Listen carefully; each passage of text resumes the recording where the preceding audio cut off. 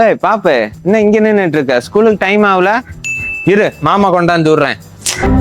போலாமா? புரியுது. முன்ன பின்ன தெரியாதவங்க கூட வண்டியில போக கூடாது. அங்கிள் பக்கத்து வீடு தான். Nice person you know. பாப்பலாம். இவ்வளவு சொல்றேன், வந்து வண்டியில ஏறு. இறங்கிக்கோங்க. பாய். அங்கிள், ஸ்கூலுக்கு லீவ் எல்லாம் போடக்கூடாது. இது படிக்கிற வயசு. நல்லா படிங்க.